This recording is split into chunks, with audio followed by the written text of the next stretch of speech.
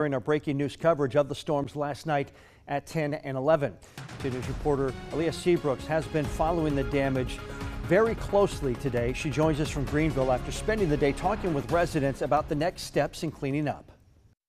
This is the cleanup process less than 24 hours after powerful storms ripped through this Greenville neighborhood. People who live here tell me that they have never seen damage like this before in the area.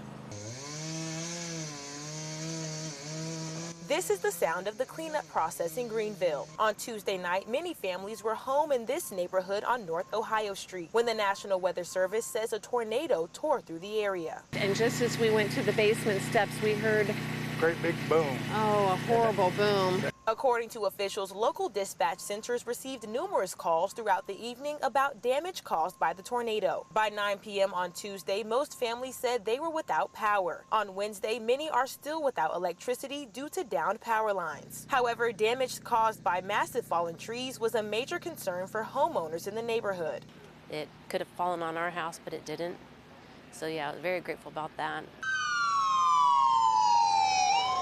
One woman told 2 News that 3 trees fell on her home during the tornado. County officials report no injuries or fatalities, but describe the destruction as widespread. Residents of this community say neighbors are coming together in the aftermath of the tornado. People are helping the neighbors down the street that got hit even harder than we did. So yeah, everybody's coming together and helping each other out.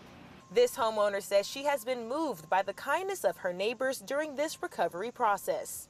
We just need to move forward on kindness and love, that's all.